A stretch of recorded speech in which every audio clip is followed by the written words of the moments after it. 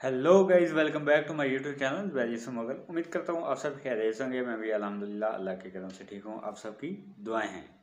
तो सबसे पहले मेरी रिक्वेस्ट है आप सबको कि मेरे चैनल को सब्सक्राइब कीजिएगा और वीडियो को लाइक एंड शेयर ज़रूर कीजिएगा। तो चलें वीडियो की जानिब चलते हैं। जिस वीडियो पर आज हम रिएक्शन देने वाले हैं, हम देखने वाले हैं कि क्या 2050 या उसके 2-4 साल बाद या 2-4 साल पहले ये इंडिया जो है ये सुपर पावर मुल्क बन पाएगा। क्या ऐसा मुमकिन है? क्या वो उसकी जो वो एक स्ट्रगल कर रहा है, तो क्या इसमें वो कामयाब हो पाएगा? बेसिक ये जो वीडियो है ये फैक्ट चैनल है, इनकी ये वीडियो है। आपको इस वीडियो का और इनके चैनल का जो लिंक है वो मेरे डिस्क्रिप्शन में मिल जाएगा, तो आप जाके विजिट कर सकते हैं और चैनल को सब्सक्राइब कर सकते हैं। साथ मेरे चैनल को सब्सक्राइब करना ना भूलिएगा, मैं फिर आपसे रिक्वेस्ट कर रहा हूँ। तो चलें बगैर टाइम वेस्ट किए वीडियो की जानब चलते हैं और फिर अपना रिएक्शन देंगे वीडियो के अंदर ही। करीब 200 साल पहले कोई नहीं सोच सकता था कि यूनाइटेड स्टेट्स ऑफ अमेरिका दुनिया का मोस्ट पावरफुल नेशन होगा, क्योंकि उस टाइम पर उसकी पॉपुलेशन और नेचुरल रिसोर्सेज बहुत कम थे। लेकिन वर्ल्ड वॉर 2 ने दुनिया के सभी पावरफुल नेशंस जैसे फ्रांस और जर्मनी को पीछे कर दिया और सामने आई दो नई सुपर पावर्स, यूएसए और रशिया। उस टाइम पर लोगों को लगता था कि जापान जल्दी वर्ल्ड लीडर बन जाएगा, लेकिन कुछ इंसिडेंट्स और 1990s में जापानीज इकोनॉमी के गिरने से जापान कई साल पीछे हो गया। फिर सामने आया चाइना की लगातार स्ट्रांग हो रही इकोनॉमी और कंटिन्यूसली बढ़ रही मिलिट्री से चाइना भी सबसे ताकतवर देश का दावेदार बन गया। तो अब 3 देश यूएसए, चाइना और रशिया दुनिया की सुपर पावर्स कहलाते हैं। मगर शायद हमें सुपर पावरफुल नेशंस के लिस्ट में इंडिया को भी ऐड कर देना चाहिए, क्योंकि इंडिया अगले कुछ सालों में बाकी कंट्रीज से ज्यादा तेज ग्रो कर सकता है। और एक दिन शायद 2050 में ऐसा टाइम आएगा जब इंडिया दुनिया का सबसे पावरफुल नेशन बन जाएगा। मुझे पता है कि कुछ लोग जो इस वीडियो को देख रहे हैं वो इसे नहीं मानेंगे, लेकिन ऐसा होने की पॉसिबिलिटी बहुत ज्यादा है।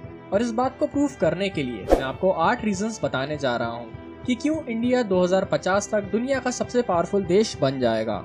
तो इस वीडियो को आखिरी तक देखना, आप तभी अच्छे से समझ पाएंगे कि ऐसा क्यों होगा।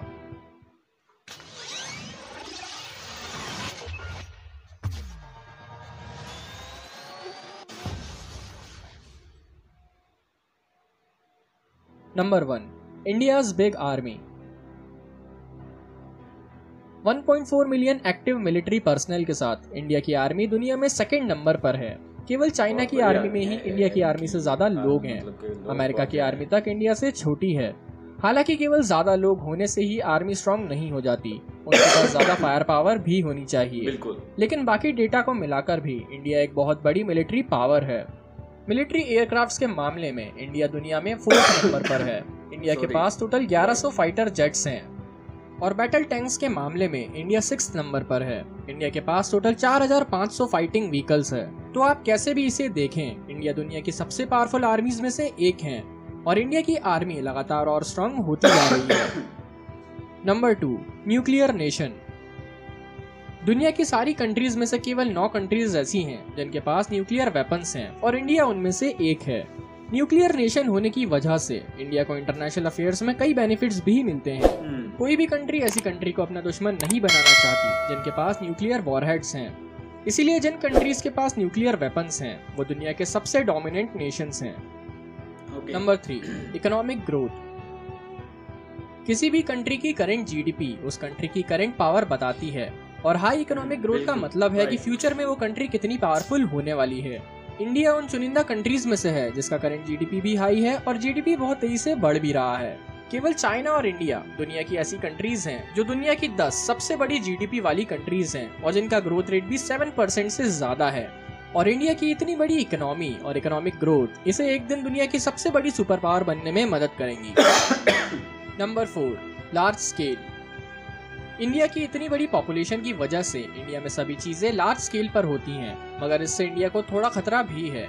अगर इंडिया में कोई क्राइसिस होता है, फॉर एग्जांपल अगर इंडिया में अनएम्प्लॉयमेंट बढ़ जाए, तो केवल 1% जॉब्स के कम हो जाने से इंडिया पर बहुत बड़ा असर पड़ेगा। इंडिया की वर्कफोर्स 500 मिलियन लोगों की है, तो अगर इनकी एम्प्लॉयमेंट बस 1% भी कम होगी तो 5 मिलियन लोगों की जॉब्स चली जाएंगी। लेकिन इस लार्ज स्केल के फायदे भी हैं, क्योंकि जब बात बिल्डिंग्स या दूसरे इंफ्रास्ट्रक्चर्स बनाने की हो तो इंडिया में वर्कफोर्स इतनी है कि वो कोई भी काम पूरा कर सकते हैं। बिल्कुल चाइना की तरह इंडिया में वर्कफोर्स बहुत ज्यादा है, इसीलिए इंडिया ऐसे प्रोजेक्ट्स भी कंप्लीट कर सकती है जो बाकी कंट्रीज ना कर पाए। Number 5, population growth. First 4 reasons China पर भी एप्लीकेबल हैं। चाइना की बड़ी आर्मी है, चाइना न्यूक्लियर नेशन है और उसकी इकोनॉमिक ग्रोथ भी ज्यादा है। तो शायद आप में से किसी को ये लग रहा होगा कि चाइना पहले से ही इंडिया से इतना आगे है और इन सब के साथ इंडिया कैसे आगे निकलेगा। लेकिन इंडिया और चाइना के बीच कई डिफरेंसेस भी हैं जिनसे इंडिया को बड़े एडवांटेजेस मिलते हैं। इनमें से एक फैक्टर है पॉपुलेशन ग्रोथ। हालांकि इंडिया और चाइना की पॉपुलेशन अभी बहुत क्लोज है, लेकिन इंडिया की पॉपुलेशन ग्रोथ चाइना से बहुत ज्यादा है। इंडिया की current population growth 1.2% per year है, जबकि चाइना की पॉपुलेशन ग्रोथ बस 0.5% ही है। यूएन ने बताया है कि चाइना की पॉपुलेशन 2020 के बाद बढ़ना बंद हो जाएगी, जबकि इंडिया की पॉपुलेशन अगले 50 साल तक बढ़ती रहेगी। और ऐसे प्रेडिक्शंस हैं कि 2030 तक इंडिया की पॉपुलेशन चाइना से 112 मिलियन ज्यादा हो जाएगी, जो जर्मनी और कनाडा की कंबाइंड पॉपुलेशन के बराबर है। और 2050 तक इंडिया की पॉपुलेशन चाइना से 357 मिलियन ज्यादा हो जाएगी, जो Germany, Canada, France, Japan, Australia और नॉर्थ कोरिया की कंबाइंड पॉपुलेशन के बराबर है, जिससे इंडिया की इकोनॉमी और मिलिट्री पावर बहुत ज्यादा बढ़ जाएगी। Number 6, ICT। ये एक और फैक्टर है जो इंडिया को चाइना से बेहतर बनाता है। चाइना में ट्रेडिशनल इकोनॉमिक एक्टिविटीज बहुत ज्यादा होती हैं। चाइना की इकोनॉमी का मेन फोकस फिजिकल प्रोडक्ट्स बनाने में और बिल्डिंग्स और इंफ्रास्ट्रक्चर से कंस्ट्रक्शन में है। ऐसी बात नहीं है कि मैन्युफैक्चरिंग या बिल्डिंग इनोवेटिव इंडस्ट्रीज नहीं है, लेकिन इकोनॉमिकली इंडिया की चॉइसेस इससे बहुत अलग हैं। इंडिया का फोकस दुनिया में एंटरटेनमेंट और ICT का सबसे बड़ा सप्लायर बनने में है, और ऐसा हो भी रहा है। इंडिया का मुंबई एरिया दुनिया की सबसे बड़ी फिल्म इंडस्ट्री का घर है और बैंगलोर में ICT कंपनीज का दुनिया का सेकंड लार्जेस्ट आउटलेट है। ऐसे प्रेडिक्शंस हैं कि बैंगलोर का IT सेक्टर कैलिफोर्निया की सिलिकॉन वैली से भी बड़ा हो जाएगा। इन चॉइसेस की वजह से ये कहना सही होगा कि इंडिया फ्यूचर में ग्रोथ करने के लिए चाइना से बहुत आगे है। Number 7, freedom. एक और रीजन जो इंडिया को चाइना जैसे देशों से बेहतर बनाता है वो है फ्रीडम, मतलब आज़ादी। इंडिया दुनिया की सबसे बड़ी डेमोक्रेसी है, मतलब यहाँ के लोग गवर्नमेंट का हिस्सा हैं, जबकि चाइना डेमोक्रेटिक कंट्री नहीं है।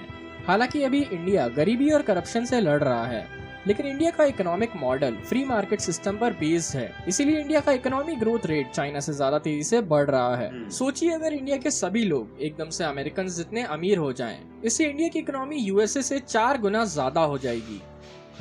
Number 8, the underdog. पिछले 5000 सालों में कुछ कंट्रीज हमेशा से ही ग्लोबल सुपर पावर रही हैं, जैसे Egypt, Greece, Italy, France, Spain, United Kingdom, United States of America, Russia और अब चाइना। असल में चाइना बस अपना पुराना स्टेटस रिगेन कर रहा है, क्योंकि ये कई सालों पहले भी दुनिया की सबसे पावरफुल कंट्रीज में से एक था। लेकिन पिछले कुछ सालों में चाइना अमेरिका के पीछे ही रहा है, मगर अब वो तेजी से सुपर पावर बन के सामने आ रहा है। लेकिन इंडिया के साथ ऐसा नहीं है। इंडिया सबसे ज्यादा अंडर अप्रिशिएटेड या अंडर वैल्यूड कंट्री है। दुनिया में ऐसे बहुत से लोग हैं जो इंडिया के बारे में जानते ही नहीं है। उन्हें लगता है कि इंडिया एक गरीब देश है जहाँ करप्शन है और कुछ नहीं।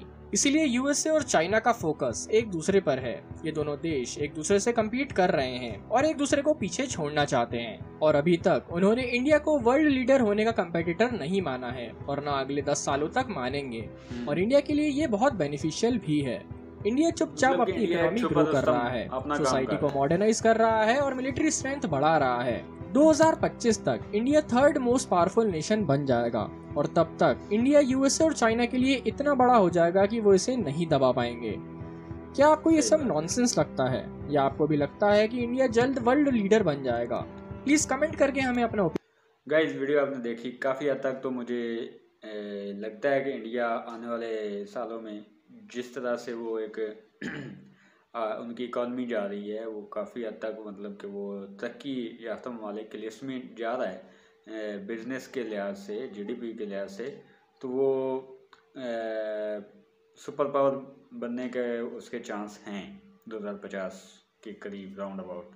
तो माना जा सकता है यार, इसमें कोई दोषी राय नहीं है, और ज़बरदस्त अच्छी बात है, करना भी चाहिए। अप्रिशिएट करता हूँ मैं इनको।